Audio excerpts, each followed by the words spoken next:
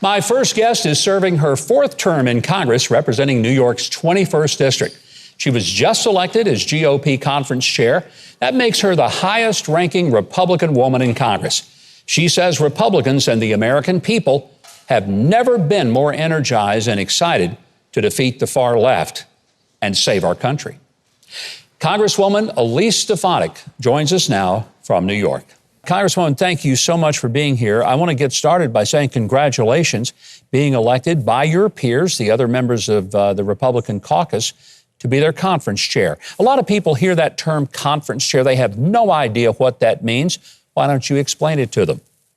The role of the conference chair is to really lead the message of House Republicans and making sure that we have a unified message that resonates across America in all types of congressional districts. It also is important to have a pulse of the top priorities of the American people to make sure that we're focusing on those issues that voters care about. And certainly there's a lot that's going on right now. We've seen the radical, destructive, far-left socialist agenda of Joe Biden and our members of Congress, but most importantly, the American people and the voters across this country are united in opposition to how radical these policies are, because we're already seeing the devastating consequences. Yeah, speaking of radical ideas, just this week we had the members of the squad, particularly Ilhan Omar, saying some just stunning things that were so bad that even people in her own party, all the way up to the top, Nancy Pelosi, had to push back as she was essentially equating America and Israel with Hamas and the Taliban. I mean, how much will the left put up with to have that kind of rhetoric? Because I find it not just offensive, but stunningly offensive. Not only is it stunningly offensive, it is un-American. This is not the first, nor the second, nor the third time that Ilhan Omar has made un-American and, frankly, anti-Semitic statements targeting Israel. And this is an issue where I think we need to make sure the American people know that Nancy Pelosi has made sure there are no consequences to Ilhan Omar. She sits on the House Foreign Affairs Committee, and because of her statements earlier this year and earlier in her career, many Republicans have called for her to be removed from that committee. You're now seeing a very universal call publicly to remove her from that committee, but Nancy Pelosi has refused to do so. Dealing with foreign affairs is not just Israel. Let's talk about what we now know, and that is that the virus that plagued the world, pretty much shut our economy down, killed 600,000 Americans, didn't come from bat soup or a wet market. Most likely came as a leak out of the Wuhan Virology Center.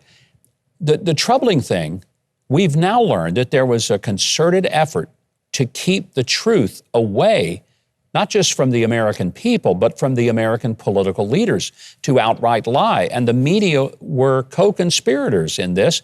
Now they try to come out and pretend that they're interested in the truth. But this is a very serious issue, and I think one that touches Dr. Fauci. Will something happen to him? Will he be held accountable? And will China be held accountable?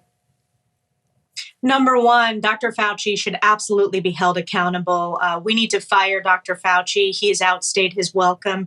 He has been in the position leading the infectious diseases program under NIH for my whole life, Mike. And it's an example of a bureaucrat who has been there far too long and is playing partisan political games. In terms of holding China accountable, this should be at the top of the agenda of President Biden as he is on his first international trip, is working with our allies to ensure China is held accountable and, frankly, to make China pay for the economic global destruction and loss of life that was caused because of this.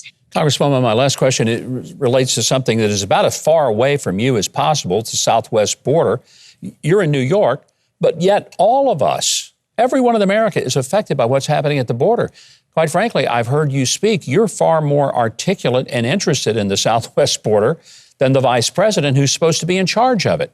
What's up down there? Yes, this border crisis is at a historic high. If you look at the May illegal border crossings, it was over 180,000, the highest it's been in 20 years. And as you point out, Governor, it's a humanitarian crisis, but it's a national security crisis, an economic crisis, as well as a homeland security crisis. So every American is impacted. Every member of Congress is impacted.